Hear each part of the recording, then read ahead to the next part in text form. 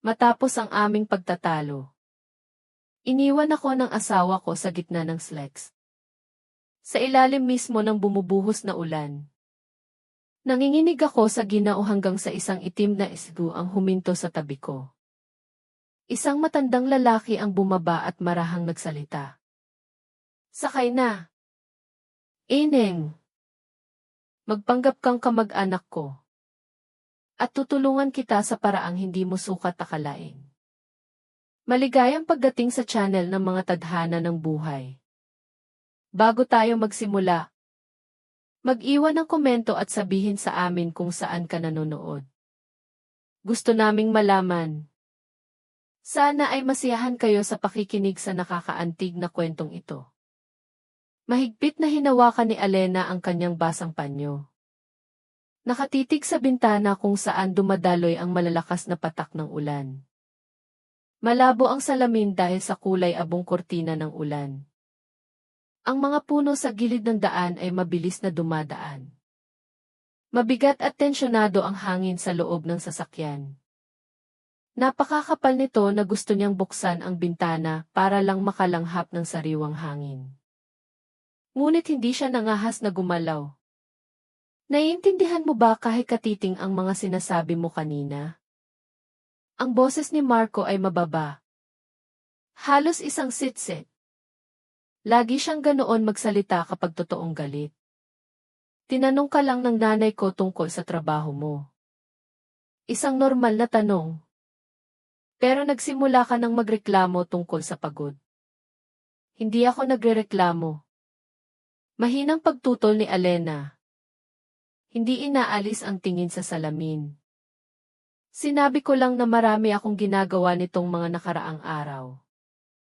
Maraming ginagawa. Malakas na hinampas ni Marco ang manibela. Nagulat si Alena. Nasa bahay ka lang. Kumukuha ng ilang freelance na trabaho online. At tinatawag mong maraming ginagawa iyon. Ang nanay ko. 2 anak ang pinalaki mag-isa sa edad mo. Nag-double shift sa trabaho at hindi kailanman nagreklamo. Kinagat ni Alena ang kanyang labi. Walang saysay ang makipagtalo. Matagal na niyang naintindihan iyon. Si Marco ay may paraan ng pagbaluktot sa bawat salita niya. Hanggang sa siya na lang ang may kasalanan. 3 taon na ang nakalipas nang sila'y ikasal. Iba ang lahat noon. Tinawag niya itong reyna niya. Binilhan ng bulaklak. Dinala sa mga magagandang kainan. At sinabing siya ang pinakamaganda. Pinakamatalinong babae sa buong mundo. Pagkatapos ay may nasira. Marahil pagkatapos mismo ng kasal. Marahil unti-unti. Hindi na matandaan ni Alena. At yang peking ngiti mo. Nagpatuloy si Marco. Pinapabilis ang takbo ng sasakyan sa basang kalsada. Akala mo ba hindi nakikita ni Mama na pilit ka lang nandoon? Natingin mo. Mas mataas ka sa pamilya ko. Alam mo ba kung ano ang itsura noon sa mata ng iba? Marco. Sinubukan ko talaga. Humarap si Alena sa kanya. Ang pagod ay baka sa kanyang boses. Ginawa ko yung adobo eksakto kung paano gusto ng nanay mo. Nakausap ko ang lahat. Tumulong ako sa kusina. Sinubukan ko. Mapait siyang tumawa. Masyadong maalat ang adobo mo. Sabi ni Mama sa akin. Pero nanahimik na lang siya para hindi ka mainis. At kung makipag-usap ka, para kang iniinteroga. Hindi. Ewan ko. Tinanong ka ng kapatid ko tungkol sa mga libro. Wala kang masabi. Mga palabas. Hindi ka nanonood. Palakasan. Wala kang pakialam. Kaya ano pa ang pag-uusapan natin sa'yo? Ibinaba ni Alena ang kanyang ulo. Talagang masama ang pakiramdam niya buong gabi. Kumikirot ang kanyang ulo at palaging nasusuka.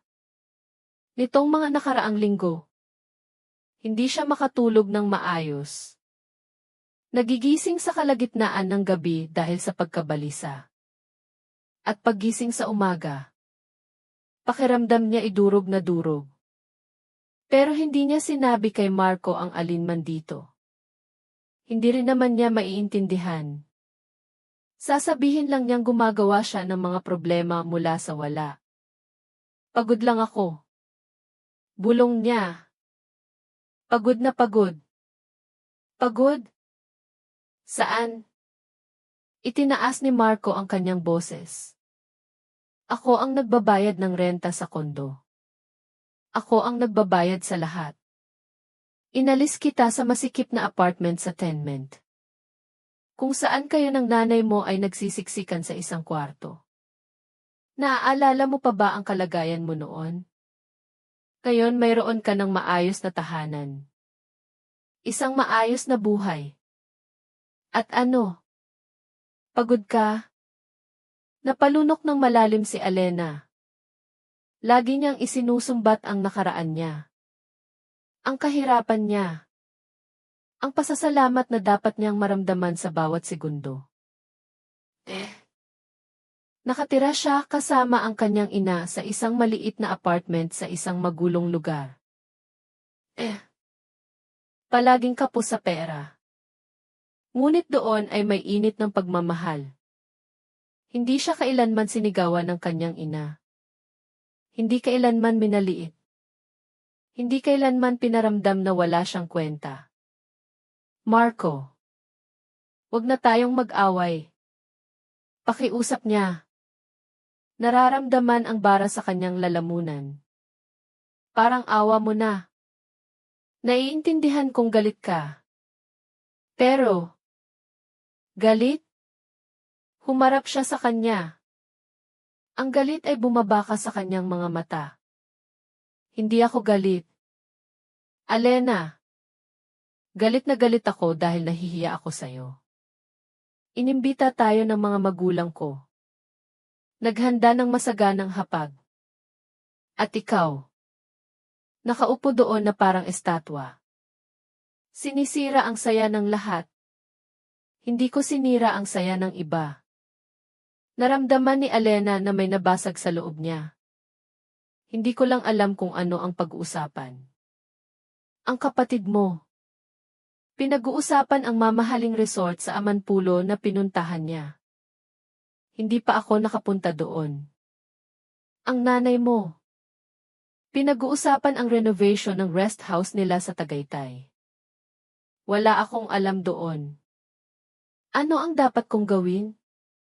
Nakikinig ako. Tumatango ako. Nagtanong ako. Muling hinampas ni Marco ang manibela. Magpanggap ka man lang na interesado. Por Diyos! Ganoon ba kahirap yon? Ang pamilya ko. Pamilya mo na rin ngayon. Tandaan mo yan. Muling tumingin si Alena sa bintana. Isang kulay abo at basang kawalan ang dumadaan sa salamin. Ang kalsada. Ang mga puno. Ang ulan. Walang mga sasakyan. Walang mga ilaw. Nagmamaneho sila sa isang kahabaan ng SLEX na nag-uugnay sa marangyang subdibisyon ng kanyang mga magulang sa lungsod. At mayroon pa silang mga 30 kilometrong lalakbayin. Naisip ni Alena ang pagdating. Pagpapalit ng damit. Pagligo. Paghiga sa kama at pagpikit ng mga mata. Siguro bukas. Magiging mas madali. Siguro bukas. Lalamig na ang ulo ni Marco at makakapag-usap sila ng mahinahon. Nakikinig ka ba sa akin? Tanong niya ng matalim. Nakikinig ako. Sagot ni Alena ng may pagod. Mukhang hindi. Binilisan ni Marco ang takbo. At ang speedometer ay gumapang pakanan. Nitong mga huling araw. Parang nasa ibang mundo ka. Kinakausap kita. Tahimik ka. May tinatanong ako. Wala sa tono ang sagot mo. Ano bang problema mo? Wala. Ipinikit ni Alena ang kanyang mga mata.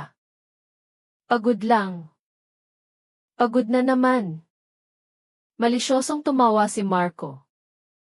Alam mo, Alena, sa tingin ko, wala ka lang utang na loob. Ginagawa ko ang lahat para sa'yo. At hindi mo man lang maipakita ang simpleng paggalang sa mga magulang ko. Anong kinalaman ng paggalang dito? Nanginginig ang boses ni Alena. Ginagalang ko ang mga magulang mo. Lagi kong sinusubukan. Huwag mo akong bigyan yan. Yang sinusubukan mo. Pumutol siya. Ang resulta ang mahalaga. Hindi ang pagsisikap. At ang resulta ay ito. Tingin ni Mama. Kakaiba ka. Tingin ng kapatid ko. Suplada ka. At si Papa. Wala man lang sinasabi. Pero nakikita ko sa mukha niya. Dismayado siya. Naramdaman ni Alena ang pag-init ng kanyang mga mata sa luha. Ayaw niyang umiyak sa harap niya. Hindi ngayon. Pero wala na siyang lakas para pigilan ito. Isang luha ang pumatak sa kanyang pisngi. Pagkatapos, isa pa. Heto na naman tayo. Napangiwi si Marco. Ang iyakan. Gaya ng dati. Kapag wala ka nang masabi. Nagsisimula kang humagulgol. Hindi ako humahagulgol. Mabilis na pinunasan ni Alena ang kanyang mukha gamit ang palad. Hindi ko lang maintindihan kung ano ang gusto mo sa akin. Sinusubukan ko. Sinusubukan ko talaga. Pero wala talagang sapat na maganda para sa'yo. Dahil wala namang maganda. Sumigaw si Marco at muling napapitlag si Alena. Nakatira ka sa sarili mong maliit na mundo. Kung saan dapat lahat ay naaawa at nakakaintindi sa'yo. Pero sa totoo lang, makasarili ka. Nagtatrabaho ako na parang kalabaw para sa atin. At hindi mo man lang kayang maglaan ng isang normal na gabi kasama ang pamilya ko. Kinuyom ni Alena ang kanyang mga kamao. May isang alon na tumataas sa loob niya. Hindi galit, kundi isang matinding kawalan ng pag-asa. Naalala niya kung paano sila nagkakilala 3 taon na ang nakalipas. Sa karinderya kung saan siya nag-waitress. Si Marco ay mukhang napakakumpiyansa. Matagumpay. Matanda na. Mas matanda siya ng 8 taon. Maganda ang sasakyan. Maganda siyang manligaw. Siya ay isang bata. Inosenteng babae. Pagod na sa pakikibaka. Nangangarap ng katatagan. Nang hilingin niyang tumira sila at pagkatapos ay magpakasal. Pumayag siya ng walang pag-aalinlangan. Ngunit lahat ay nagkamali. Si Marco ay naging ibang-iba. Nag-uutos. Kumokontrol. Pumupuna. Minamaliit niya ang lahat ng ginagawa niya. At palaging ipinapaalala na may utang na loob siya. At siya'y nanahimik. Nagtiis. Umaasang pansamantala lang ito. Na magbabago siya. Siguro dapat kang maghanap ng iba kung ganoon. Mahinang sabi ni Alena. Hindi makapaniwala sa sarili niyang mga salita. Isang taong mas babagay sa mga magulang mo. Biglang lumingon si Marco sa kanya. Anong sabi mo? Sabi ko. Baka kailangan mo ng ibang asawa. Tumingin si Alena sa kanya. Ang sakit ay bumabaka sa kanyang boses. Dahil mukhang hindi ko kaya. Hindi kaya. Ngumisi siya. Hindi mo nga sinusubukang kayanin. Nagpapadala ka lang sa agos. Naghihintay na ako ang lumutas ng lahat para sa'yo. Hindi totoo yan. Sigaw ni Alena. Nagulat sa lakas ng sariling boses. Ginagawa ko ang lahat ng kaya ko. Naglilinis ako. Nagluluto. Sinusuportahan kita kapag may problema ka sa mga kontrata mo. Pero hindi sapat. Lagi kang may nakikitang puna. Puna! Biglang iniliko ni Marco ang sasakyan sa gilid ng daan. At huminto ito na may matinis na tunog. Hindi yan tinatawag na pamumuna. Tinatawag yang pagtuturo ng mga pagkakamali mo. Pero syempre, mas madali para sa'yo na sabihin. Pinupuna kita. Naupo sila sa bakanting highway habang tumutunog ang ulan sa bubong. Mabigat ang paghinga ni Alena. Nararamdaman ang pagkabog ng puso sa kanyang dibdib. Alam mo, buong katawan ni Marco ang humarap sa kanya. Ang malamig na galit ay bumabaka sa kanyang mga mata. Bumabaka. Ano? Hindi naintindihan ni Alena. Sabi ko. Bumaba ka. Itinuro niya ang pinto. Bumaba ka ng sasakyan. Maglakad ka. Baka pagdating mo doon, nasa tamang lugar na ang utak mo. Marco. Nagbibiro ka ba? Naramdaman ni Alena ang panlalamig sa kanyang likod. Malakas ang ulan. Nasa gitna tayo ng highway. So, malamig siyang ngumiti. Napaka-independyente mo. Napaka-malungkot. Kaya sige. 6 o 7 kilometro papunta sa lungsod. Hindi naman ganoon kalayo. Marco. Parang awa mo na. Naramdaman ni Alena na nanginginig ang kanyang boses. Huwag mong gawin ito. Umuwi na lang tayo. Kumakalma ako. Mahinahon ako. Pinutol niya ito. Pagod na ako sa drama mo. Bumaba ka. Tumingin si Alena sa kanya nang may nanlalaking mga mata. Seryoso ba siya? Talaga bang handa siyang iwan siya rito sa ganitong panahon sa isang bakanting daan? Sabi ko bumaba ka. Sumigaw siya ng malakas na muling napapitlag si Alena. Nanginginig ang mga kamay. Inalis niya ang kanyang seatbelt. Sa loob. Lahat ay nanliit sa takot. Sakit. Kawalan ng pag-asa. Inabot niya ang handle ng pinto. Umaasa pa ring pipigilan siya nito. Sasabihing isa lang itong malupit na biro. Ngunit si Marco ay nakatingin ng diretso. Nakatikom ang panga. Binuksan ni Alena ang pinto at malamig na hangin ang pumasok sa sasakyan. Kasama ang tilamsik ng ulan. Tumapak siya sa gilid ng daan at sa isang segundo. Basa na siya. Malakas ang ulan. Mabigat. Tumama ito sa kanyang ulo. Sa kanyang mga balikat. Binaha ang kanyang mga mata. Lumingon si Alena pabalik sa sasakyan. Umaasang makita na nagbago na ang isip ni Marco. Ngunit hindi man lang siya nito tiningnan. Nag-shift lang siya ng gear at humarurot ang sasakyan. Tinilamsikan si Alena ng maruming tubig mula sa isang sanaw. Nakatayo si Alena sa gilid ng daan. Pinapanood ang mga pulang ilaw sa likod ng papalayong sasakyan. Hanggang sa matunaw ang mga ito sa kulay abong ulap ng ulan. Niyakap niya ang sarili. Sinusubukang magpainit. Ngunit mas lalong tumatagos ang lamig. Dumikit ang kanyang mga damit sa kanyang katawan. Ang kanyang buhok ay nakabitin sa basang mga hibla. Dumadaloy ang tubig sa kanyang mukha. Walang katao-tao sa paligid. Tanging ang bakanting highway. Mga puno sa magkabilang panig. At ang walang katapusang ulan. Dahan-dahang naglakad si Alena pasulong.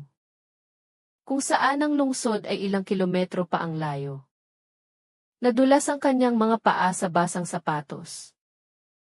Bawat hakbang ay isang pakikibaka. Iniisip niya kung gaano ka hindi kapanipaniwala ang lahat ng ito. Kung paano ito hindi maaaring mangyari. Ngunit ang lamig ay napakatotoo.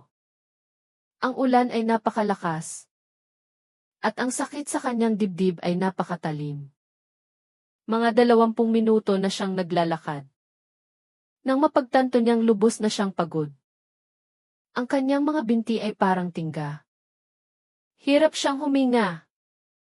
At ang kanyang basang damit ay parang 1 tonelada ang bigat. Huminto siya sandali. Isinandal ang kanyang kamay sa isang puno sa gilid ng daan at ipinikit ang mga mata. Kumikirot ang sakit sa kanyang ulo. May mga itim na bilog na lumalangoy sa kanyang paningin.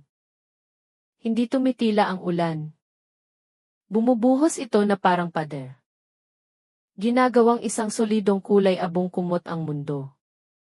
Bigla. Mula sa likuran. Narinig niya ang tunog ng isang motor. Lumingon si Alena at nakita ang mga headlight na tumatagos sa ulan. Dahan-dahang papalapit ang sasakyan. Na para bang sinusuri ng driver ang kalsada. Umatras si Alena. Mas malapit sa gilid ng daan. Walang inaasahan. Sino ba ang pupulot ng isang basang estranghero sa ganitong panahon? Ngunit ang sasakyan. Isang malaking itim na jeep. Biglang preno sa tabi niya. Walang nangyari sa loob ng ilang segundo. Pagkatapos ay bumukas ang pinto ng driver at isang lalaki ang lumabas. Siya ay matanda na. Marahil nasa 70. Nakasuot ng madilim na coat at isang sombrero. Matangkad siya. Tuwid ang tayo sa kabila ng kanyang edad. At may natural na kumpiyansa sa kanyang mga kilos. Miss. Tawag niya kay Alena. Palapit sa kanya. Anong ginagawa mo rito mag-isa sa ganitong panahon? Binuksan ni Alena ang kanyang bibig para sumagot. Ngunit sa halip na mga salita, isang bagay sa pagitan ng hikbi at ubo ang lumabas. Napagtanto niya na ang buong katawan niya ay nanginginig sa lamig at stress. Nanginginig ka sa ginaw. Sabi ng lalaki. Lumalapit. Tinitigan niya ito ng mabuti at ang tunay na pag-aalala ay mababasa sa kanyang tingin. May nag-iwan ba sa'yo? Tumango si Alena. Hindi makapagsalita ng kahit isang salita. Muling dumaloy ang luha sa kanyang mga pisngi. Sumasabay sa ulan. Sakay na sa kotse. Sabi niya ng malumanay ngunit may diin. Agad-agad. Basang-basa ka. Kinuha niya ito sa siko at dinala sa dfi. Naglakad si Alena na parang nasa panaginip. Hindi lubos na naunawaan ang nangyayari. Binuksan ng lalaki ang pinto ng pasahero sa harap at tinulungan siyang umakyat. Mainit sa loob. Amoy katad na upuan at mamahaling pabango. Lumubog si Alena sa upuan at huminga ng nanginginig. Pagkatapos ng nagielong ulan, ang init na ito ay parang langit. Umikot ang lalaki sa sasakyan at umupo sa likod ng manibela. Binuksan niya ang heater at mainit na hangin ang umihip mula sa mga vent. Mag-iinit ka rin agad. Sabi niya. Sandali lang. Inabot niya ang likurang upuan at kumuha ng isang kumot. Mainit. Malambot. Ipinatong niya ito sa mga balikat ni Alena. Ayan. Huminga ka ng malalim. Huwag kang magmadaling magsalita kung mahirap. Nabalot si Alena sa kumot. Nararamdamang unti-unting nawawala ang panginginig. Tumingin siya sa kanyang tagapagligtas. Kulay abo ang buhok na maayos na nakasuklay pa atras. Malalalim na kulubot sa paligid ng kanyang mga mata. Ngunit ang kanyang tingin ay buhay at matalas. Malalakas na kamay. Isang mamahaling relo sa kanyang pulso. Sa likurang upuan ay may isang suit sa isang garment bag at isang leather briefcase. Lahat ay nagpapahiwatig na ang lalaking ito ay isang mahalagang tao. Salamat. Sa wakas ay naibulong ni Alena sa paos na boses. Maraming salamat. Hindi mo kailangang magpasalamat. Umiling siya. Ang pangalan ko ay Ricardo Vargas. At ikaw ay si Alena. Sagot niya. Ikinagagalak kitang makilala. Alena.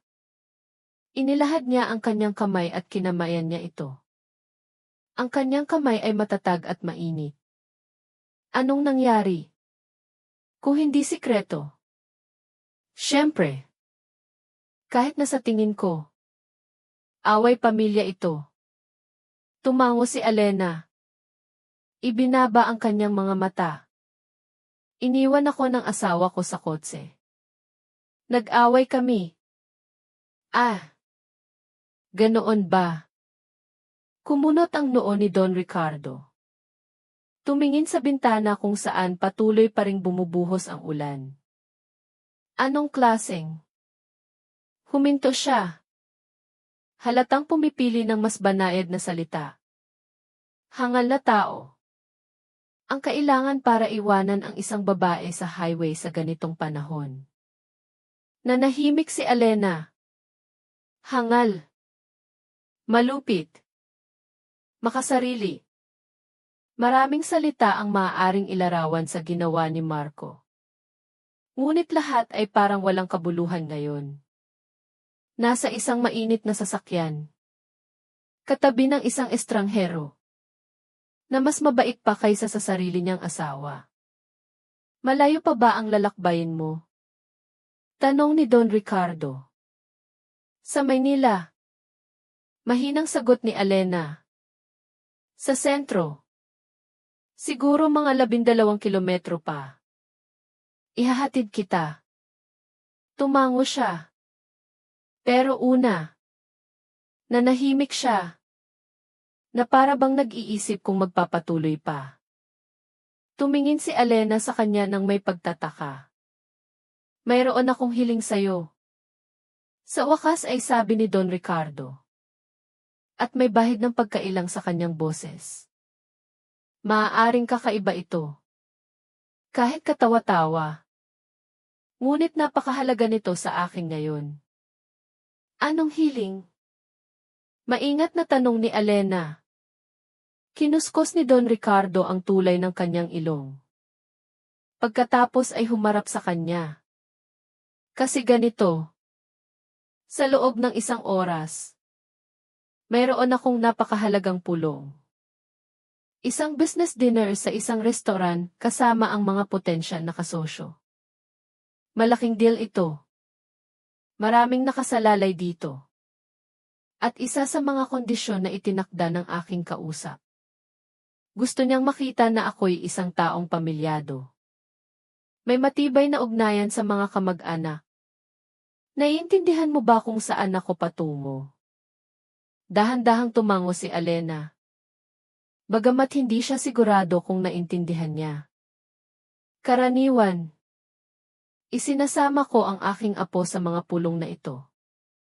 Nagpatuloy si Don Ricardo. Si Amanda ay isang matalinong bata. Nag-aaral ng abogasya sa FE. Tinutulungan niya akong lumikha ng tamang imahe. Lolo na may mapagmahal na apo. Seryoso. Matatag. Ngunit ngayon, may sakit siya. Mataas ang lagnat. At hindi ko siya maaaring hilinging sumama. At ang pulong ay hindi maaaring i-reschedule. Ang lalaki ay lilipad sa ibang bansa bukas. At gusto mo akong. Naramdaman ni Alena ang pagkalito sa loob niya. Magpanggap na apo ko. Tinapos ni Don Ricardo para sa kanya. Umupo ka lang sa tabi ko. Marahil magsabi ng ilang salita kung tatanungin. Walang komplikado. Pero malaking tulong ito sa akin. Tumingin si Elena sa kanya. Sinusubukang alamin kung nagbibiro siya. Ngunit ang kanyang ekspresyon ay ganap na seryoso. Alam kong parang baliw ito. Dagdag niya. Isang estrangherong lalaki ang pumulot sa iyo sa daan. At hinihiling sa iyo na magpanggap bilang kamag-anak niya. Parang simula ng isang thriller movie. Di ba? Medyo. Inamin ni Elena. At sa unang pagkakataon sa buong gabi. Isang anino ng ngiti ang lumitaw sa kanyang boses. Ngunit hindi ako isang baliw o isang manloloko. Tiniyak sa kanya ni Don Ricardo. Maaari kong ipakita sa iyo ang aking isang business card. Kahit anong gusto mo. Nagmamay-ari ako ng ilang kumpanya ng konstruksyon. 30 taon na akong nakatira sa lungsod. Nasa isang sitwasyon lang ako kung saan kailangan ko ng tulong. At dinala ako ng tadhana sa iyo. Nanahimik si Elena. Pinag-iisipan ang kanyang mga salita. Sa isang banda, ito ay talagang kakaiba. At kahit mapanganib na sumama sa isang estranghero, na makilahok sa isang nakakalitong plano. Sa kabilang banda, literal na iniligtas siya ng lalaking ito. Pinainit siya. Nag-alok ng tulong. At mayroong ganoong katapatan sa kanyang mga mata. Na hindi sinasadyang naniwala si Elena sa kanya. At ano naman ang makukuha ko? Tanong niya. Nagulat sa sarili niyang pagiging direkta. Tumango si Don Ricardo nang may pagsang-ayon. Tamang tanong. Huwag kailanman sumang-ayon sa isang bagay nang hindi nauunawaan ang pakinabang. Handa akong bayaran ka ng cash kung gusto mo. Ngunit sa totoo lang, sa tingin ko, kailangan mo ng higit pa sa isang beses na bayad ngayon. Anong ibig mong sabihin? Kumunot ang noo ni Elena. Nakikita kong may seryosong nangyari sa'yo. Kalmadong sabi ni Don Ricardo. Iniwan ka ng asawa mo sa kotse sa gitna ng ulan. Marami na itong sinasabi. At base sa iyong mga mata, hindi ito ang unang beses na pinayagan niya ang sarili sa ganoong pag-ugali. Naramdaman ni Elena na muling bumara ang kanyang lalamunan. Tumalikod siya sa bintana. Ayaw ipakita ang luha. Hindi ako yung tipo na iniiwan ang mga tao sa problema. Nagpatuloy si Don Ricardo. Kung tutulungan mo ako ngayon, tutulungan kita. Ibig kong sabihin, totoong tulong. Tulong sa tirahan. Trabaho. Abogado kung kailangan. Mayroon akong mga koneksyon. Mga mapagkukunan. At hindi ako nagsasalita ng walang laman na salita. Bakit? Humarap si Elena sa kanya. Hindi makapaniwala sa kanyang boses. Bakit mo gustong tulungan ang isang estrangherang babae? Nanahimik si Don Ricardo. Nakatingin ng diretsyo. Pagkatapos ay marahan niyang sinabi. Maraming taon na ang nakalipas. Ang aking anak na babae ay nasa katulad na sitwasyon. Ang kanyang asawa ay isang mahirap na tao rin. Hindi siya sinasaktan. Hindi. Ngunit pinapahiya siya. Kinokontrol. Inalis ang lahat ng kanyang kalayaan. At nang sa wakas ay nagpasya siyang umalis. Wala siyang matulungan. Masyado akong abala sa negosyo noon. Hindi ko pinansin ang kanyang mga problema. At nang mapagtanto ko, huli na ang lahat. Bumalik siya sa kanya dahil wala siyang nakitang ibang paraan. At nagdusa ng isa pang 10 taon sa impyerno. Bago siya iwanan para sa iba. Nakikinig si Alena. Pinipigilan ang kanyang hininga. Simula noon, nagpatuloy si Don Ricardo. Nangako ako sa aking sarili. Kung makakita ako ng isang babae sa problema, kung kaya kong tumulong, tutulong ako. Ito ang aking personal na pagbabayad sala. Kung gugustuhin mo, hindi ko na iligtas ang aking anak noon. Ngunit maaari kong iligtas ang iba. At hindi ito kawanggawa. Hindi isang limos. Ito lang ang tama. Tumingin si Alena sa kanya at may nagbago sa loob niya. Napakasimple at tapat magsalita ang lalaking ito. Na imposibleng hindi maniwala sa kanya. CJ. Mahina niyang sabi. Pumapayag ako. Magiging apo mo ako ngayong gabi. Humarap si Don Ricardo sa kanya. At ngumiti sa unang pagkakataon sa kanilang pag-uusap. Salamat. Alena. Pangako. Hindi kita bibigyan. Nag-shift siya ng gear at dahan-dahang umandar ang sasakyan. Tumutunog pa rin ang ulan sa bubong. Ngunit sa loob ng sasakyan ay mainit at kalmado. Ipinikit ni Alena ang kanyang mga mata. Nararamdamang unti-unting nawawala ang tensyon. Hindi niya alam kung ano ang naghihintay sa kanya sa hinaharap. Ngunit sa sandaling iyon, sa unang pagkakataon sa loob ng maraming buwan, naramdaman niya ang isang bagay na kahawig ng pag-asa. Sabihin mo sa akin ang tungkol sa'yo. Tanong ni Don Ricardo. Pinapanatili ang kanyang mga mata sa kalsada. Para maging kapanipaniwala tayo. Saan ka nag-aral? Ano ang ginagawa mo? Nagtapos ako ng edukasyon. Sinimulan ni Alena. Pinipili ang kanyang mga salita. Gusto kong maging guro sa elementarya.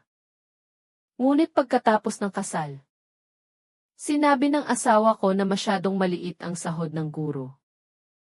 At mas mabuti para sa akin na manatili sa bahay. Ngayon, freelance ako minsan. Nagsusulat ng mga artikulo para sa mga website. Isang marangal na propesyon. Ang pagtuturo. Tumango si Don Ricardo nang may pagsang-ayon. Sayang at hindi nagamit. At gaano na kayo katagal ang asawa mo? 3 taon. Buntong hininga ni Alena.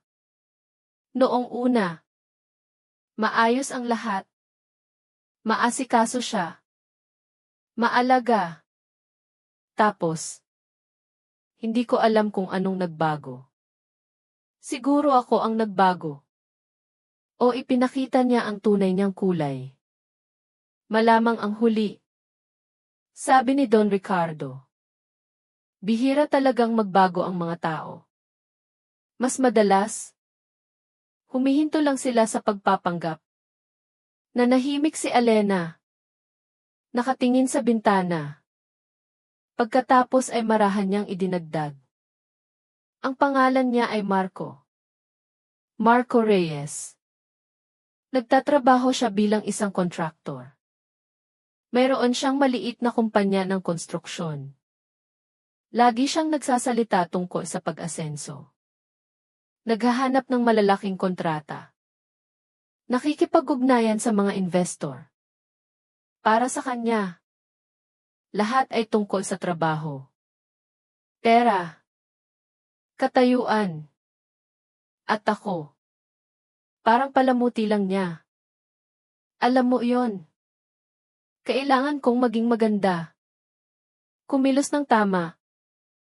Hindi siya ipahiya sa harap ng mga tamang tao. Sumulyap si Don Ricardo sa kanya. Reyes.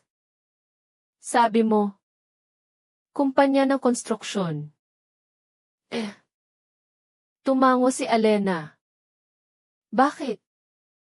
Wala naman. Kumunot ang noo ni Don Ricardo na parang may naalala. Pamilyar lang ang pangalan.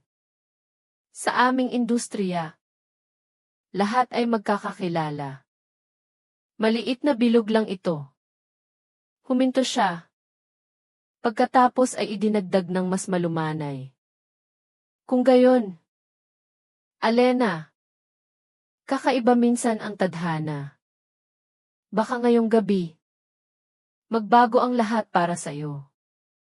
Siguradong sigurado. At marahil para sa kanya rin. Totoo ba ang iyong tunay na apo? Nagpasya si Alena na ibahin ang usapan. Madalas ka ba niyang tulungan? Si Amanda? Ngumiti si Don Ricardo. Napakagaling niya. Matalino. Responsible. Nag-aaral para maging abogado. Sabi niya, gusto niyang magtrabaho sa kumpanya ko.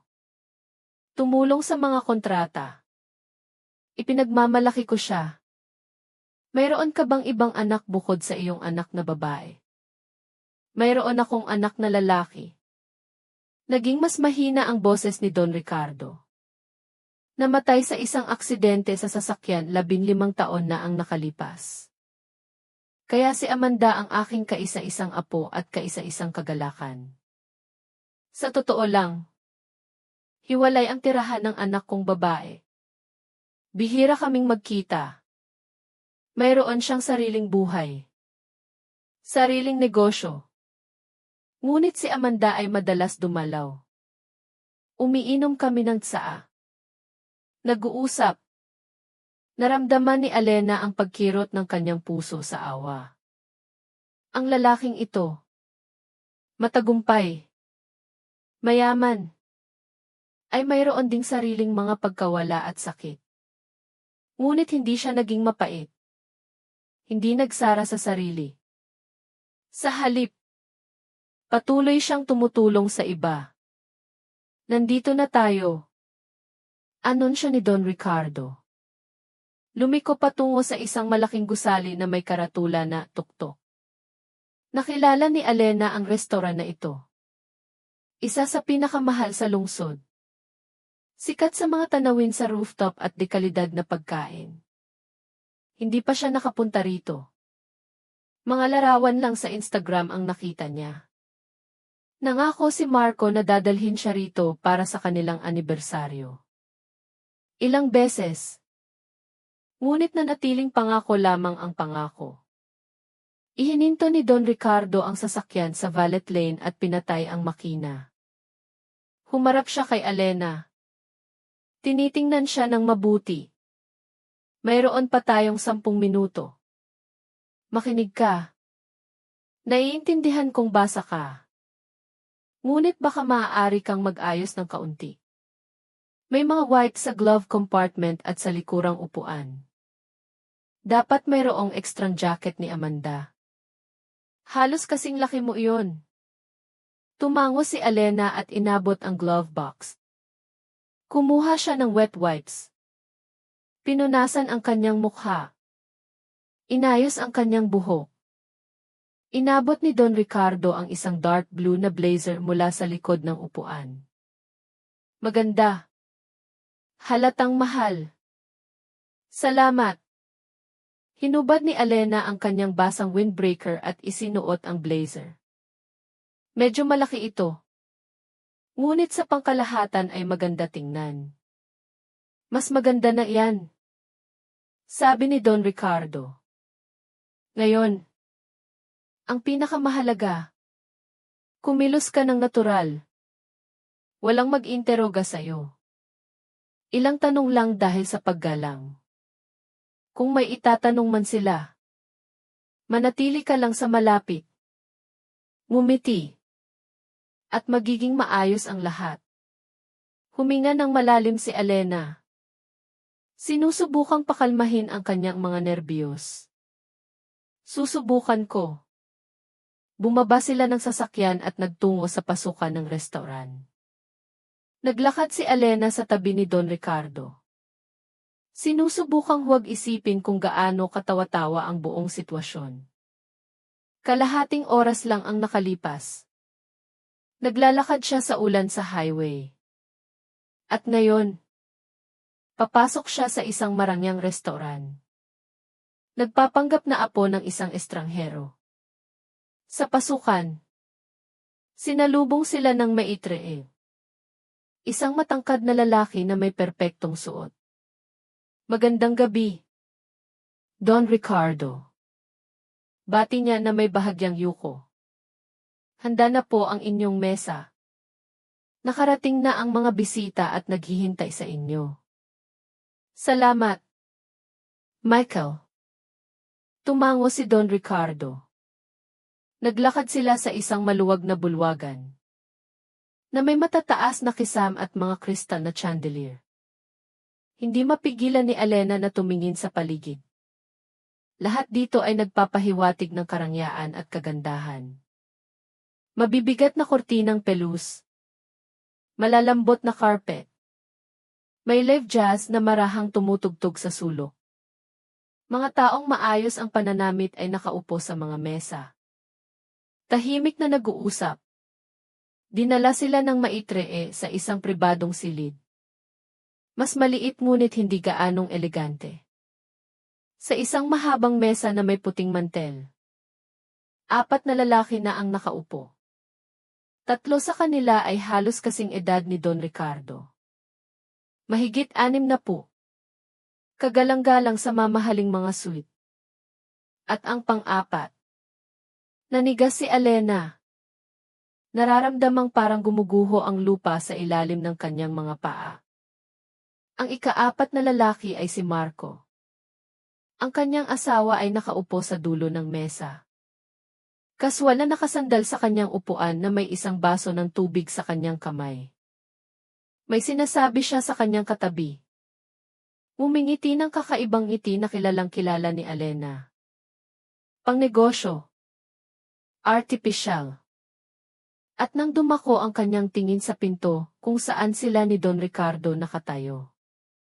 Nanigas ang ngiti sa kanyang mukha. Sa isang segundo, tila huminto ang oras. Tumingin si Marco kay Elena nang may nanlalaking mga mata at sa mga ito. Nabasa niya ang pagkagulat. Pagkalito. At isa pa. Takot. Naramdaman ni Elena ang mabilis na pagtibok ng kanyang puso. Ano ang ginagawa niya rito? Paano ito posible? Si Ginoong Reyes. Isa sa mga matatandang lalaki sa mesa. Tumayo upang salubungin sila na may malawak na ngiti. Sa wakas, hinihintay namin kayo. Kinamayan siya ni Don Ricardo. Paumanhin sa kaunting pagkaantala. Ginoong Reyes. Traffic. Alam niyo na. Naku. Wala yon. Ayos lang. Iwinagayway ito ni Reyes. Tiningnan si Elena. At ito. Palagay ko ay ang sikat na apo na sinasabi mo sa amin. Ang aking si Amanda. Inakbayan ni Don Ricardo si Elena. At ang kanyang boses ay may natural na init. Na kahit siya ay naniwala sa kanilang pagiging magkamag-anak. Pumayag siyang samahan ako sandali. Siya ang matalino kong bata. Isang estudyante. Napakabait. Tumango si Reyes. Maupo kayo. Pakiusap. Hinila ni Don Ricardo ang isang upuan para kay Elena. At lumubog siya rito. Sinusubukang huwag tumingin sa direksyon ni Marco. Ngunit naramdaman niya ang kanyang titig. Mabigat. Tumutusok. Umupo si Don Ricardo sa tabi niya sa kaliwa. At sa kanan ay isa sa mga matatandang lalaki na nagpakilala bilang si Ginoong De Leon, ang financial director. Kaya, mga Ginoo, nagsimula si Ginoong Reyes nang makaupo na ang lahat. Ipakilala natin muli ang lahat para sa kaayusan. Ako si Ginoong Reyes, kumakatawan sa mga investor. Ito ang aking kasamahan, si Ginoong De Leon, humahawak sa pananalapi.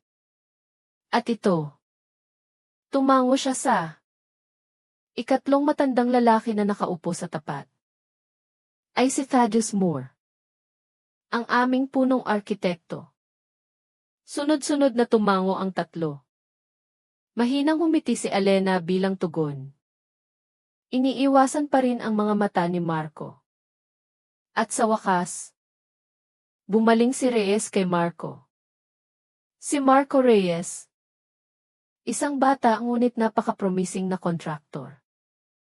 Ang kanyang kumpanya ang aming isinasaalang-alang. Bilang tagapamahala para sa bahagi ng konstruksyon ng proyekto. Mahigpit na humiti si Marco at bahagyang ikiniling ang kanyang ulo. Pinayagan ni Elena ang sarili na tingnan siya ng diretso sa unang pagkakataon. Maputla siya. May butil ng pawis sa kanyang noo. Nagtagpo ang kanilang mga mata sa isang iglap.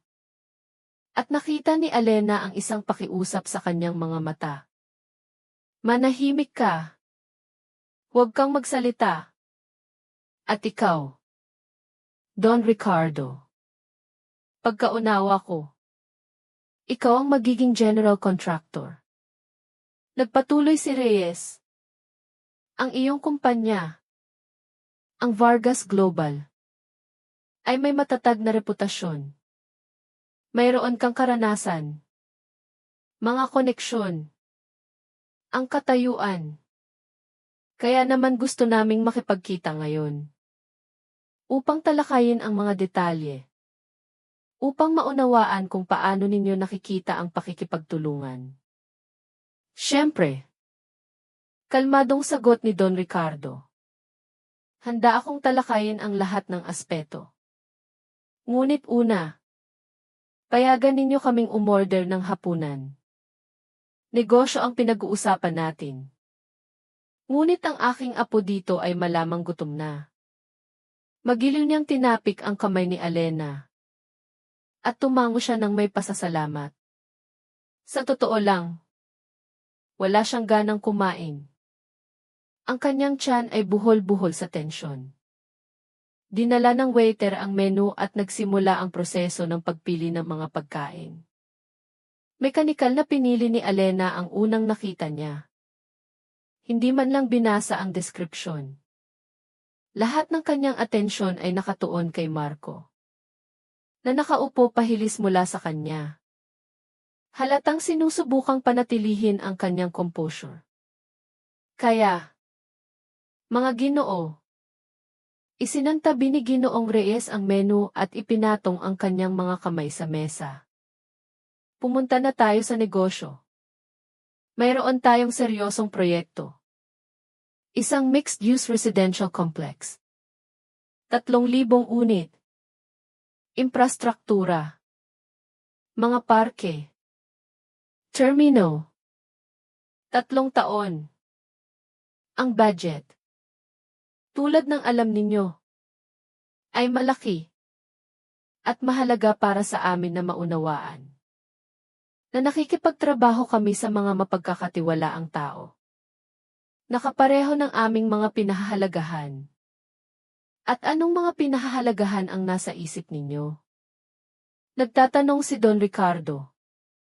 Nakasandal sa kanyang upuan. Pamilya.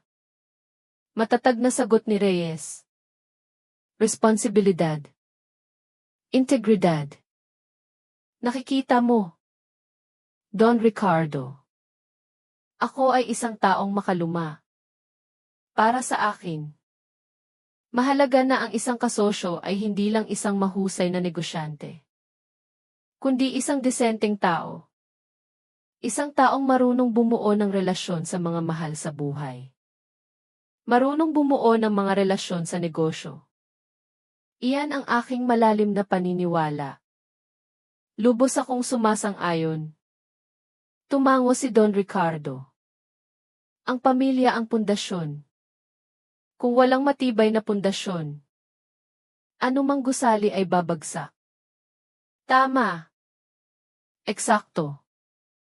Natuwa si Reyes. Kaya naman hiniling ko sa lahat na magsama ng pamilya. Nais kong makita kung anong uri ng mga tao ang nasa aming koponan. Ikaw. Nakikita ko.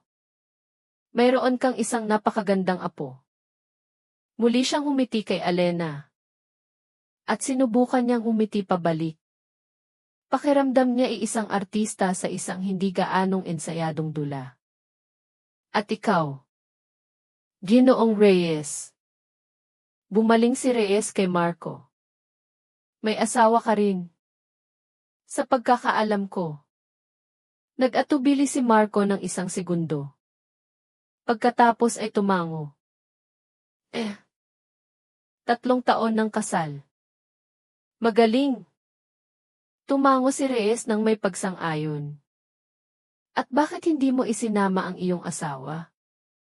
Sana ay nakilala namin siya. Naramdaman ni Alena na lumaktaw ang tibok ng kanyang puso. Pinanood niya si Marco na sinusubukang panatilihin ang isang walang emosyong ekspresyon. Siya ay may mga gagawin.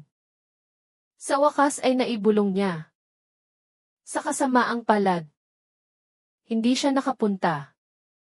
Sayang naman. Tunay na nadismaya si Reyes. Wala tayong magagawa. Siguro sa susunod.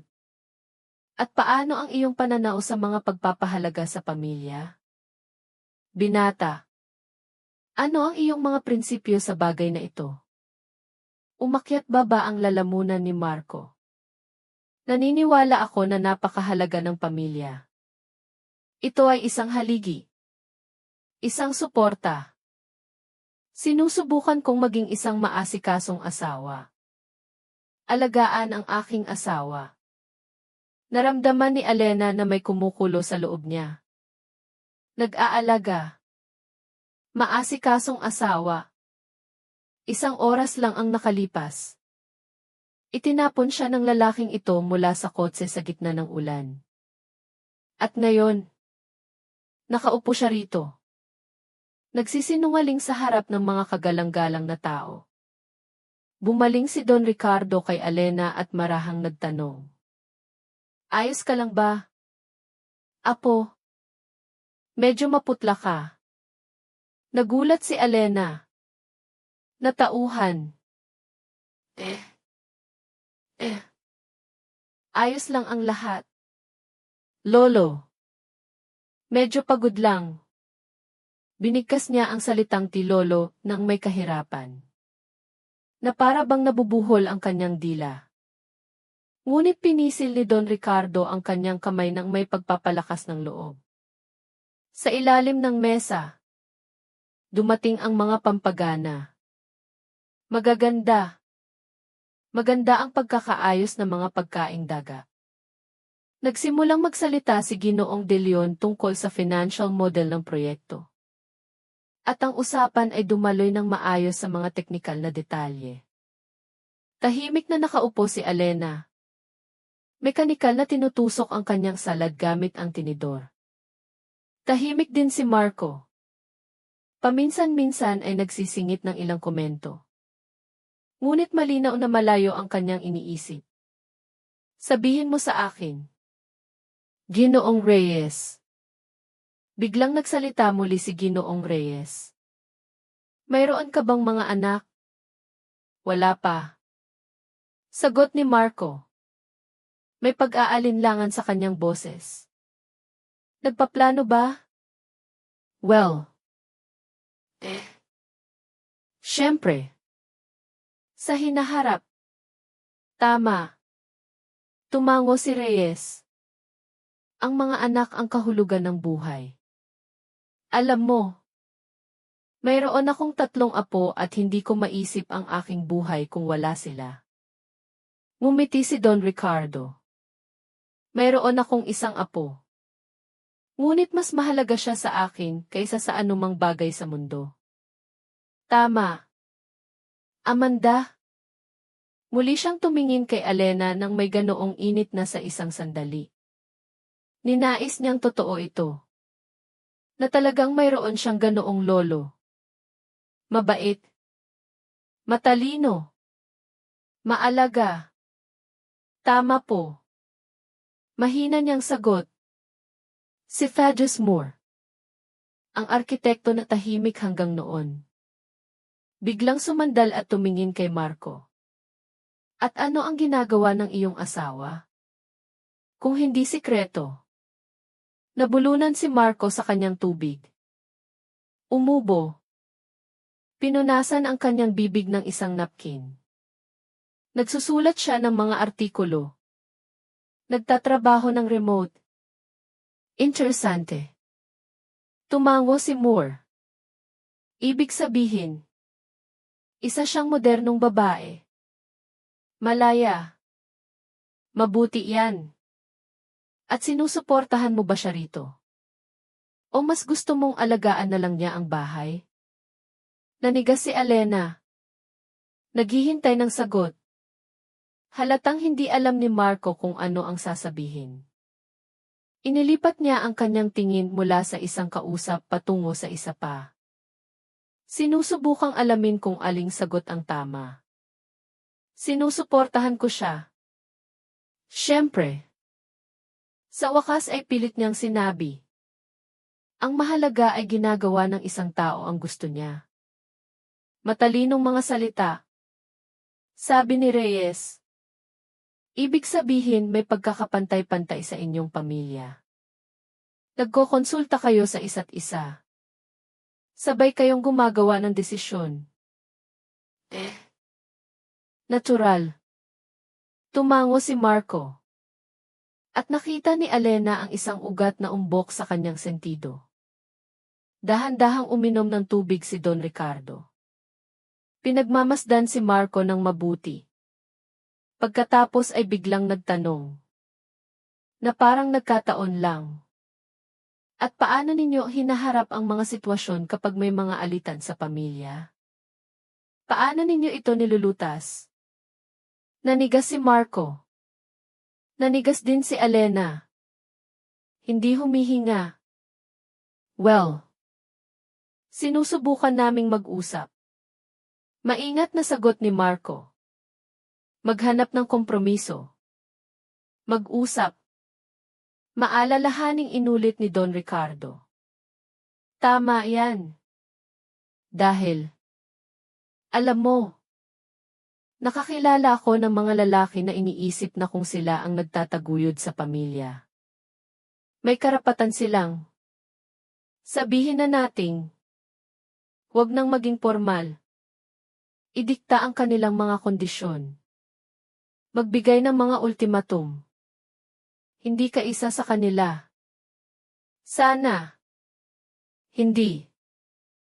Siyempre, hindi. Mabilis na sagot ni Marco. Ngunit nanginginig ang kanyang boses. Patuloy siyang tinitingnan ni Don Ricardo ng matagal. Mabigat na tingin. Pagkatapos ay dahan-dahang sinabi. Naiintindihan mo. Ginoong Reyes.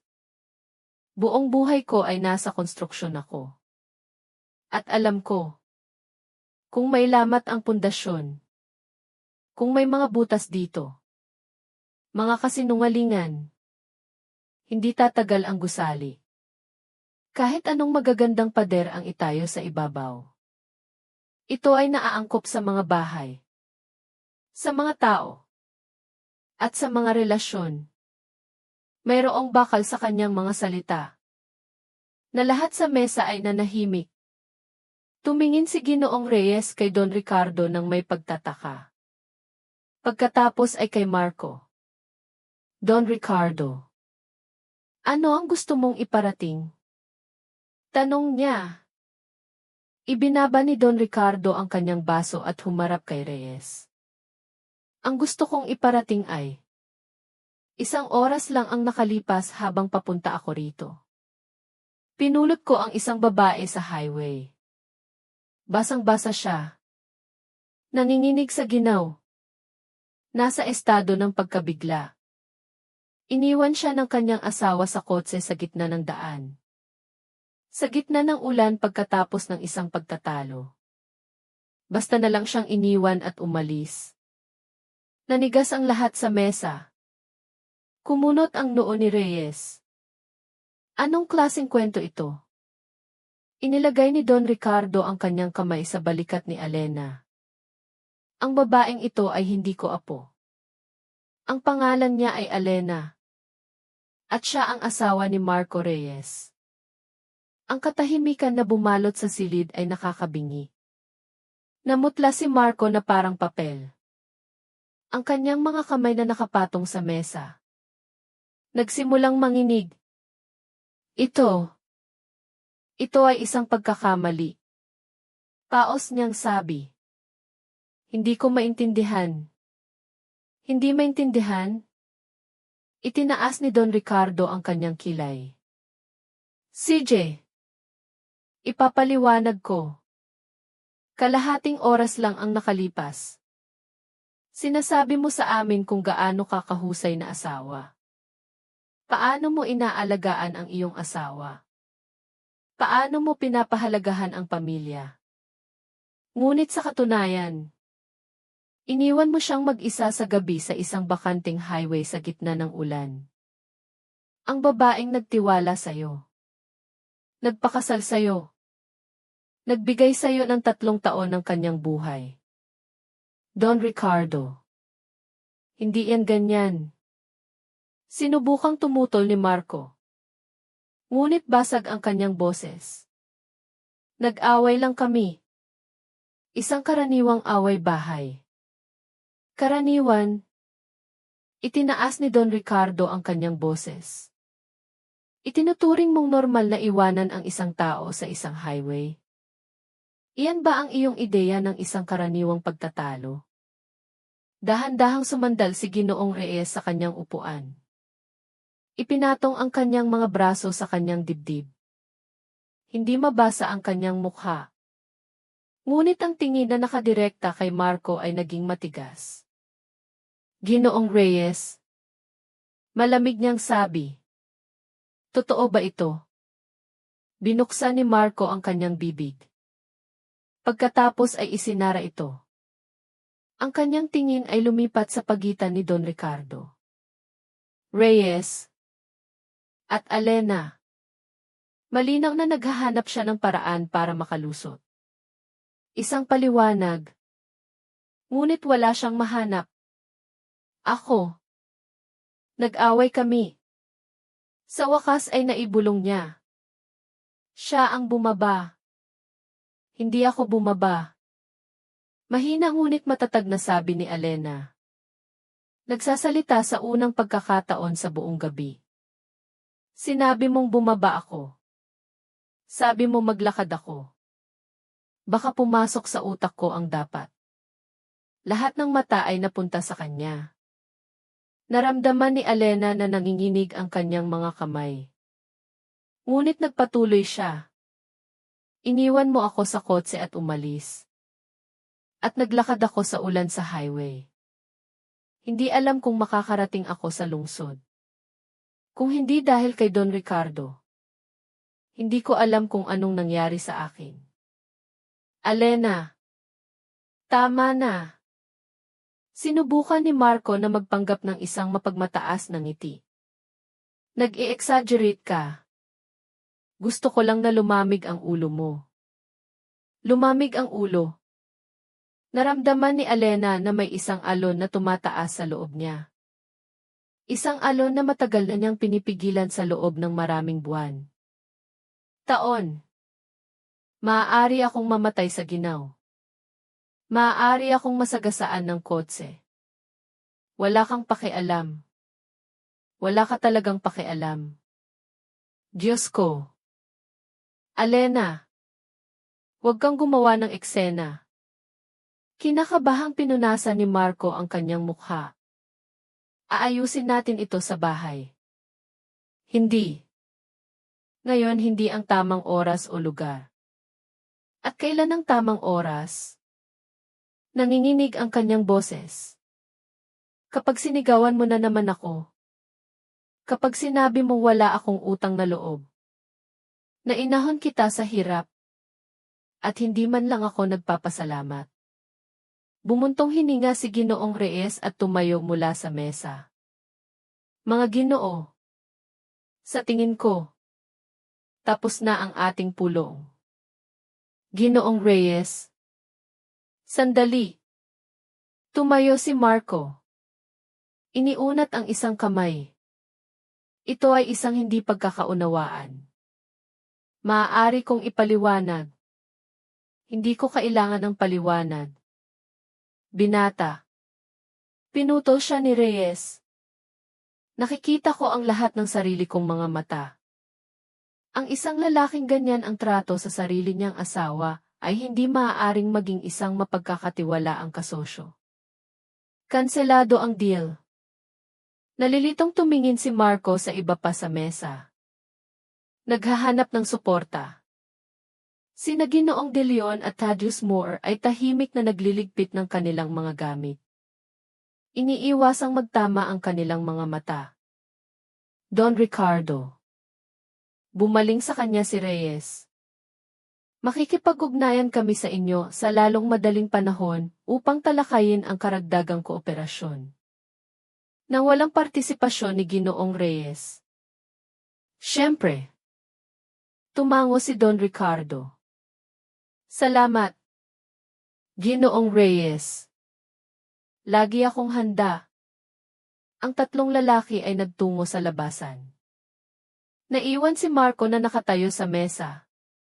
Maputla. Nanginginig ang mukha. Tumingin siya kay Alena. At sa kanyang mga mata. Galit at kawalan ng pag-asa ang mababasa. Ikaw.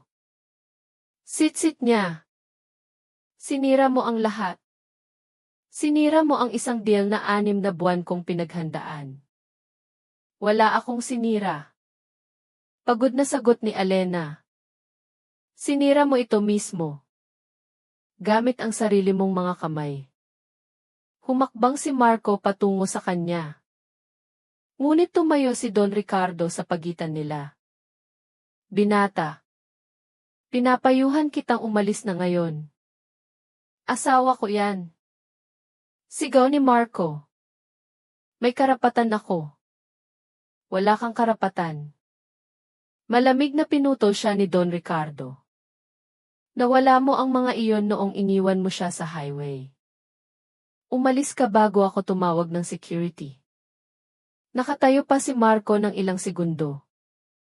Mabigat ang paghinga. Pagkatapos ay biglang tumalikod at naglakad papunta sa labasan. Sa pinto. Lumingon siya. Pagsisisihan mo ito. Alena. Wala kang natira. Walang bahay. Walang pera. Wala ako. Walang anuman. Mahinang sagot ni Alena. Hinampas ni Marco ang pinto at muling naging tahimik ang silid. Napaupo si Alena sa upuan.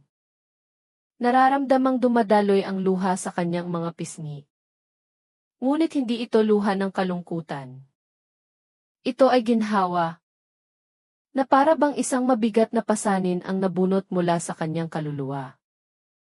Umupo si Don Ricardo sa tabi niya at inabutan siya ng isang malinis na panyo.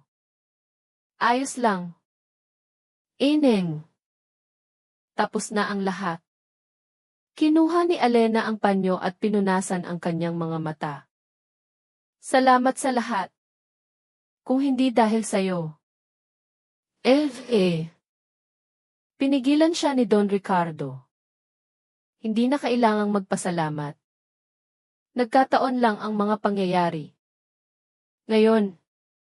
Tara na. Kailangan nating magpasya kung ano ang susunod na gagawin. Tumango si Alena at tumayo. Umalis sila sa restoran at lumabas sa kalye. Tumilan na ang ulan. Ang hangin ay sariwa at malamig. Huminga ng malalim si Alena. Nararamdamang napupuno ng kalinisan ang kanyang mga baga. Sa unang pagkakataon sa mahabang panahon. Naramdaman niya ang isang bagay na kahawig ng kalayaan. Pinaandar ni Don Ricardo ang sasakyan at umalis sa parking lot ng restaurant. Saglit silang nagmaneho ng tahimik. Tumingin si Elena sa bintana, kung saan kumikislap ang mga ilaw ng gabi ng lungsod. At siya'y nagmaneho ng may konsentrasyon. Sa wakas, binasag niya ang katahimikan. Elena, mayroon ka bang mapupuntahan ngayong gabi? Mga kamag-anak, mga kaibigan. Nag-isip si Elena. Nakatira si Mama sa parehong masikip na apartment, kung saan sila nagsisiksikan noon. Maaari siyang bumalik doon. Ngunit ayaw ni Elena na magpaliwanag. Ikwento ang nangyari. Makita ang awa sa mga mata ng kanyang ina. Halos wala na siyang mga kaibigan. Pagkatapos ng 3 taon ng pag-aasawa, unti-unting inilayo siya ni Marco sa lahat ng malapit sa kanya. Pinuna niya ang kanyang mga kaibigan. Nagsimula ng mga iskandalo pagkatapos niyang makipagkita sa kanila. O simpleng pinagbawalan siyang pumunta kahit saan. At unti-unting sumuko si Elena. Huminto sa pakikipag-ugnayan. Nariyan si Mama. Mahina niyang sagot. Pero ayoko munang pumunta sa kanya ngayon. Ayokong mainis siya. Ipaliwanag ang lahat ng ito. Naiintindihan ko. Tumango si Don Ricardo. Kung gayon, ito ang aking mungkahi. Mayroon akong maliit na apartment sa Mandaluyong. Isang 2-bedroom condo. Inilalaan ko ito para kay Amanda kapag nag-o-overnight siya sa lungsod. Ngunit sa ngayon, walang laman ito. Maaari kang manatili doon pansamantala hanggang sa magpasya ka kung ano ang susunod na gagawin. Humarap si Elena sa kanya. Don Ricardo, napakadami mo nang nagawa para sa akin. Hindi ko ito matatanggap. Matatanggap mo. Sabi niya ng may diin. At tatanggapin mo. Ibinigay ko ang aking salita na tutulungan kita at tinutupad ko ito.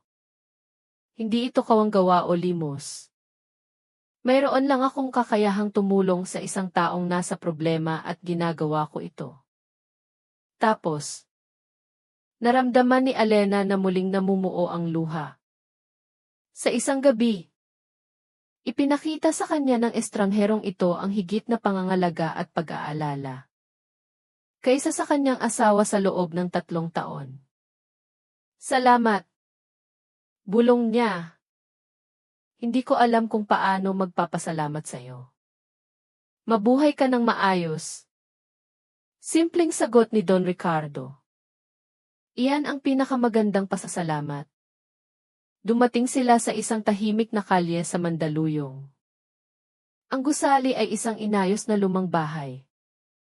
Maganda at maayos. Dinala ni Don Ricardo si Elena sa 3 palapag. At binuksan ang pinto ng apartment.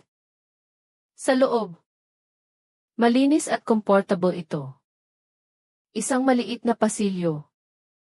Isang maliwanag na sala na may sofa at mga bookshelf. Isang hiwalay na silid-tulugan na may malapad na kama. Lahat ay inayos ng may panlasa ngunit walang labis na karangyaan. Komportable lang. Dito ka mananatili. Sabi ni Don Ricardo. Binubuksan ang mga ilaw. Dapat mayroong pagkain sa ref. Nandito si Amanda kamakailan. Malinis ang mga kumot. Kung may kailangan ka, tawagan mo ako. Huwag kang mag-atubili. Kumuha siya ng isang business card mula sa kanyang bulsa at ibinigay ito kay Elena. Ang numero ko. Bukas. Dadaan ako. Magdadala ako ng pera para sa simula. At pag-uusapan natin ang mga plano sa hinaharap. Sa ngayon, magpahinga ka. Nalagpasan mo ang isang mahirap na araw. Kinuha ni Alena ang card na nanginginig ang mga daliri. Don Ricardo. Ako. Magandang gabi. Alena. Malumanay niyang pinutol ito. Magiging maayos ang lahat. Pangako. Nang magsara ang pinto sa likod niya. Naiwan si Alena na mag-isa sa katahimikan ng kakaibang apartment. Dahan-dahan siyang naglakad sa mga silid. Hindi pa rin makapaniwala sa katotohanan ng nangyayari. Pumunta siya sa banyo. Nakita ang kanyang refleksyon sa salamin. Maputlang mukha. Pulang mga mata. Gusot na buhok. Mukha siyang pagod. Ngunit may bagong kislap na lumitaw sa kanyang mga mata. Ang kislap ng pag-asa. Naligo si Alena ng mainit na tubig. Hinuhugasan ang mga labi ng bangungot na araw na iyon. Isinuot niya ang isang tuwalyang damit na natagpuan niya sa aparador. At humiga sa kama. Malambot ang kama. Mabango ang mga unan. Ipinikit ni Alena ang kanyang mga mata at sa unang pagkakataon sa maraming buwan. Nakatulog ng mahimbing. Walang takot o pagkabalisa. Dumating ang umaga. Maaraw at maliwanag. Nagising si Alena mula sa liwanag na tumatago sa mga kurtina. At sa isang segundo, nakalimutan kung nasaan siya. Pagkatapos ay bumalik ang lahat. Ang gabi kahapon. Ang pagtatalo. Ang ulan. Ang pagkakakilala kay Don Ricardo Vargas. Ang eksena sa restaurant. Umupo siya sa kama. Niyakap ang kanyang mga tuhod. Ano ngayon? Paano mabuhay mula rito? Tumunog ang doorbell. Hinigpitan ni Alena ang kanyang damit at nagpunta upang buksan ito. Sa may pintuan ay nakatayo si Don Ricardo na may malaking bag sa kanyang mga kamay. Magandang umaga. Ngumiti siya. Nagdala ako ng mga damit. Hiniling ko kay Amanda na pumili ng angkop.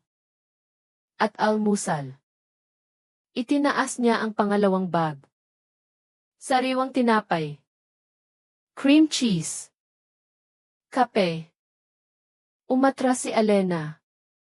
Pinapasok siya sa apartment. Napakagamo. Salamat. Maaga akong gumising. Kibit balikat ni Don Ricardo. 6:00 pa lang. Gising na. Punta tayo sa kusina. Mag-almusal at mag-usap. Naupo sila sa maliit na mesa sa kusina. Inilabas ni Don Ricardo ang mga tinapay. Mantika. Jam. Keso. Tiningnan ito lahat ni Alena at naramdaman ang bara sa kanyang lalamunan. Kailan huling may nag-alaga sa kanya ng ganito? Kain ka. Huwag kang mahiya. Hinikayat siya ni Don Ricardo. Nagsasali ng kape sa mga tasa. At habang ginagawa mo iyan, sasabihin ko sa iyo kung ano ang naisip ko para sa iyo. Kumagat si Alena ng tinapay at nagsimulang makinig. Una. Tirahan. Nagsimula si Don Ricardo. Ang apartment na ito ay sa iyo sa loob ng hindi bababa sa 3 buwan. Sa panahong ito, makakatayo ka sa iyong sariling mga paa. Maghanap ng trabaho. Mag-ipon para sa sarili mong lugar. Ako ang magbabayad ng mga bayarin. Huwag kang mag-alala tungkol doon. Don Ricardo. Sandali. Hindi pa ako tapos. Itinaas niya ang isang kamay. Pangalawa. Trabaho. Ang aking opisina ay nangangailangan ng isang administrator. Isang taong sasalubong sa mga kliyente. Sasagot ng mga telepono. Hahawak ng dokumentasyon. Walang komplikado. Ngunit matatag ang trabaho. Maganda ang sahod. Kung papayag ka, maaari kang magsimula sa susunod na linggo. Tumingin si Alena sa kanya nang may nanlalaking mga mata. Nag-aalok ka sa akin ng trabaho. Kalmado siyang tumango. Kailangan ko talaga ng admin. Hindi ito gawa-gawang posisyon. Ang dating babae ay nag-maternity leave 1 buwan na ang nakalipas. At hindi pa kami nakakahanap ng kapalit simula noon. Kaya't gagawa ka sa akin ng isang pabor kung papayag ka. Naramdaman ni Alena ang init na kumakalat sa loob. Isang trabaho. Isang tahanan. Isang pagkakataong magsimulang muli. At pangatlo. Nagpatuloy si Don Ricardo. Isang abogado. Kailangan mong mag-file ng diborsyo. At mas mabuti kung gagawin ito ng tama. Para walang habol ang iyong asawa sa iyo. Mayroon akong mahusay na abogado. Tutulungan ka niya sa lahat ng mga dokumento. Sagot ko na rin iyon. Huwag kang mag-alala. Ibinaba ni Alena ang tasa sa mesa dahil nagsimulang manginig ang kanyang mga kamay. Bakit mo ginagawa ang lahat ng ito? Wala naman akong halaga sa'yo. Isang nagkataon lang. Uminom si Don Ricardo ng kanyang kape. Pagkatapos ay tiningnan siya sa mata. Sinabi ko sa'yo kahapon tungkol sa aking anak na babae. Kung paano siya nagdusa sa kanyang kasal at hindi ko siya natulungan sa tamang oras. 20 taon na ang nakalipas mula noon. Ngunit hindi ko pa rin mapatawad ang aking sarili. At alam mo ba kung ano ang napagtanto ko sa mga taong ito? Na ang kabaitan ay hindi dapat ipagpaliban para sa huli. Kapag nakakita ka ng isang taong nasa problema at kaya mong tumulong, kailangan mong tumulong kaagad. Nang walang pag-aalinlangan. Dahil baka huli na ang lahat. Naramdaman ni Alena na dumadaloy ang luha sa kanyang mga pisngi. Hindi ko alam kung ano ang sasabihin. Huwag kang magsalita. Inabutan siya ni Don Ricardo ng isang napkin. Sumang-ayon ka lang. Kunin mo ang trabaho. Dito ka manirahan. Hiwalayan mo ang lalaking iyon at bumuo ng bagong buhay. Bata ka pa. Matalino. Nasa iyo ang lahat ng pagkakataon. Huwag mong hayaang pigilan ka ng nakaraan. Pinunasan ni Alena ang kanyang mga luha at tumango. Sumasang-ayon ako. Sumasang-ayon ako sa lahat. Salamat, Don Ricardo. Para sa lahat. Ang mga sumunod na araw ay lumipas na parang isang panaginip. Nakipagkita si Alena sa abogadong inirekomenda ni Don Ricardo. Isang istriktang babae na nasa 50. May matalas na tingin. Pinakinggan niya ang kwento. Nagtatanong ng mga paglilinaw. At tiniyak sa kanya na ang diborsyo ay magiging mabilis at walang sakit. Wala kayong anak. Halos walang pinagsamahang ari-arian. Ipinaliwanag ng abogado. Ang apartment ay nakapangalan sa iyong asawa. Ang sasakyan ay sa kanya rin. Kaya walang paghahatsian. Isasampa natin ang petisyon at sa loob ng 1 buwan o higit pa. Malaya ka na. Tinawagan ni Cordell si Alena ng ilang beses.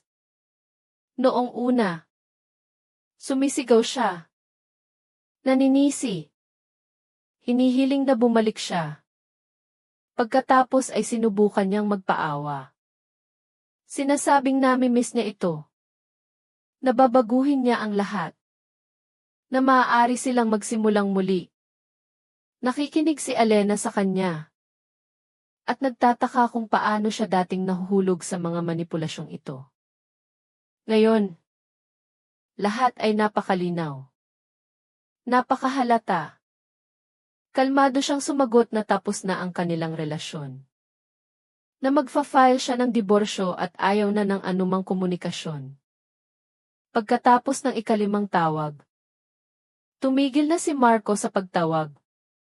Makalipas ang isang linggo, nagsimulang magtrabaho si Elena. Ang opisina ng Vargas Global ay nasa isang modernong business center. Sa ikapitong palapag, isang maluwag na lobby na may mga panoramic na bintana. Isang komportabling reception area kung saan nakatayo ang kanyang mesa. Ipinakilala siya ni Don Ricardo sa mga kasamahan. Mga palakaibigang tao, na malugod na tinanggap ang bagong dating ng walang anumang tanong. Ang trabaho ay hindi naman pala ganoon kakomplikado tulad ng kinatatakutan ni Elena. Pagsagot ng mga tawag, pag-schedule ng mga pulong sa kliyente, pagpapanatili ng database, pag-order ng mga gamit sa opisina. Mabilis siyang nakasanayan. Natutunan ang software. Naisaulo ang mga pangalan ng mga regular na kliyente. At higit sa lahat, nagustuhan niya ito. Nagustuhan niyang maramdamang kapaki-pakinabang. Isang kinakailangang bahagi ng isang koponan. Sa gabi, bumabalik siya sa apartment. Nagluluto ng sarili niyang hapunan. Nagbabasa ng mga librong matagal na niyang ipinagpaliban. Tinawagan niya si Mama. Sinabing maayos siya. Na nakahanap siya ng trabaho at hiwalay na sila ni Marco. Nag-alala si Mama noong una. Nagtanong. Ngunit pinakalma siya ni Elena. Nangakong bibisita sa lalong madaling panahon at sasabihin ang lahat. Minsan, si Amanda, ang apo ni Don Ricardo, ay dumadalaw. Isang masayahin, energetic na babae. 22 taong gulang na may natural na kulot na buhok at malikot na mga mata. Mabilis silang naging magkaibigan. Nagkwento si Amanda tungkol sa unibersidad. Ang kanyang kasintahan. Ang kanyang mga plano sa hinaharap. Nakikinig si Elena at naiinggit sa kanya sa mabuting paraan. Ganoon dapat mabuhay. Magaan.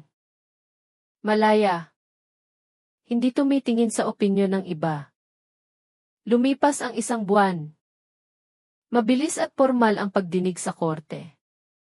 Hindi man lang nagpakita si Marco. Nagpadala ng kinatawan. Natanggap ni Elena ang divorce decree. At naramdamang lumipad ang huling pabigat mula sa kanyang kaluluwa. Hindi na siya asawa ng kung sino man.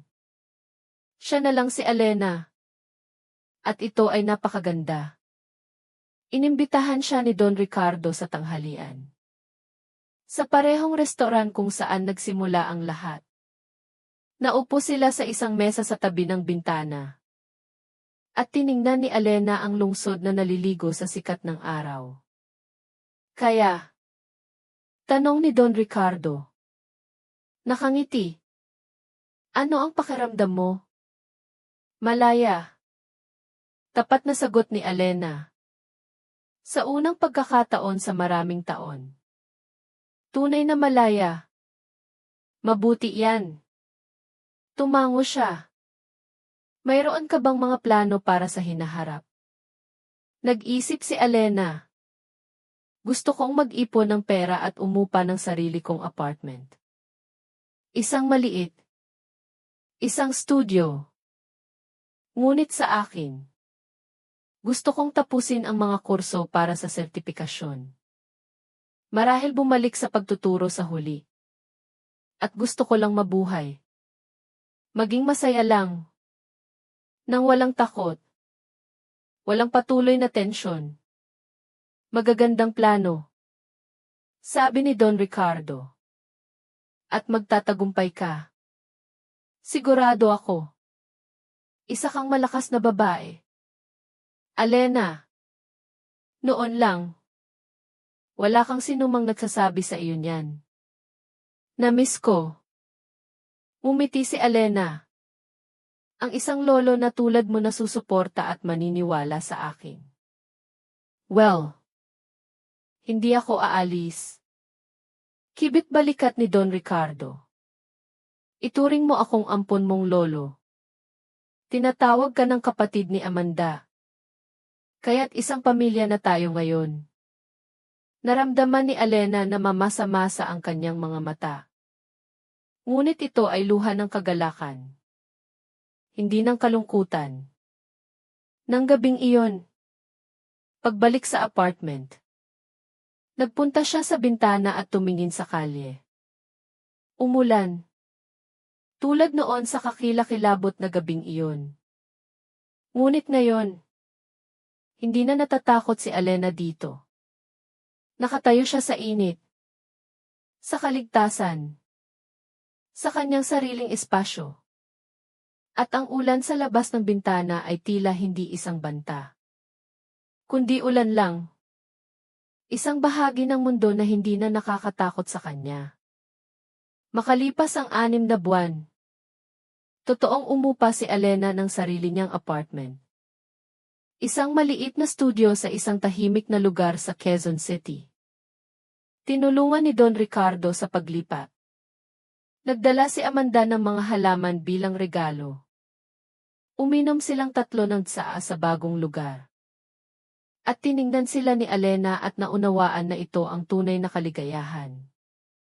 Hindi sa isang malaking apartment. Hindi sa mga mamahaling bagay. Hindi sa katayuan ng isang may asawa. Kundi sa kalayaan. Sa pagiging napapaligiran ng mga taong pinapahalagahan ka dahil sa kung sino ka. Hindi na muling nagpakita si Marco sa kanyang buhay. Minsan, nakakarating sa kanya ang mga tsismis na nag-asawa siyang muli sa isang batang babae. Walang naramdamang galit o sama ng loob si Elena. Isang bahagyang awa lamang para sa babaeng iyon. At umaasa na magkakaroon siya ng lakas na umalis sa tamang oras. Kung magiging masama ang mga bagay. At makalipas ang 1 pang 6 na buwan. Nag-enroll si Elena sa mga kurso para sa Teacher's Board Exam. At nagsimulang maghanda upang bumalik sa kanyang propesyon. Sinusuportahan siya ni Don Ricardo sa lahat ng paraan. Sinasabing laging kulang ang mahuhusay na guro. Natiyak na makakahanap siya ng trabaho. At isang gabi, nang nakaupo si Elena sa kanyang maliit na balkonahe na may isang tasa ng tsaa. Pinapanood ang mga bituin. Bigla niyang napagtanto na nagsimula na ang buhay. Isang bago. Ang kakilakilabot na gabing iyon sa ulan ay hindi pala ang katapusan. Kundi ang simula.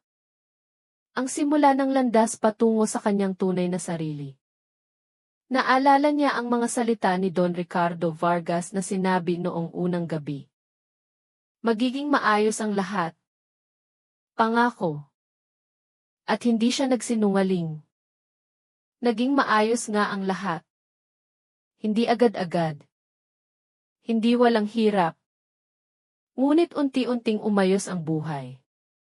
Napuno ng kahulugan at kagalakan. Tinapos ni Elena ang kanyang tsaa. Pumasok sa apartment at binuksan ang kanyang laptop. Nagsimula siyang magsulat ng isang email kay Don Ricardo. Basta lang. Upang magpasalamat muli. Magbahagi ng mga balita. Sabihin sa kanya ang kanyang mga plano. Lagi siyang sumasagot sa kanyang mga email. Nagtatanong tungkol sa kanyang mga ginagawa. Nagbibigay ng payo. Mahal na Don Ricardo. Nagsimula siyang mag-type. Gusto kong magpasalamat. Hindi sa unang pagkakataon. At marahil hindi sa huli. Salamat sa paghinto mo sa daan noong araw na iyon. Sa paniniwala sa akin noong hindi ako naniniwala sa aking sarili. Sa pagpapakita sa akin na mayroong kabutihan at mga taong handang tumulong. Basta na lang. Walang inaasahang kapalit. Binago mo ang buhay ko at pangako. Hindi kita bibigyan. Na magiging tao ako na nakita mo sa akin noong maulang gabing iyon. Binasa niya muli ang isinulat. Pinindot ang send at ngumiti. Nagpatuloy ang buhay. At ito ay maganda. Ano ang masasabi ninyo sa kwentong ito? Mag-iwan ng komento kung naniniwala kayo na ang isang mabuting gawa ay maaaring magbago ng isang buhay. Kung nagustuhan ninyo ang kwento, maaari ninyo akong suportahan sa pamamagitan ng pagpapadala ng super thanks. Para maipagpatuloy ko ang pagdadala ng mas marami pang kwentong tulad nito. Maraming salamat sa inyong suporta. Inaasahan ko ang inyong mga komento tungkol sa kwento. Sa screen, makikita ninyo ang 2 bagong kwento ng buhay na lubos kong inirerekomenda. Marami pang iba sa aking channel. Huwag kalimutang mag-subscribe. Hanggang sa susunod na kwento ng buhay, na may pagmamahal at paggalang.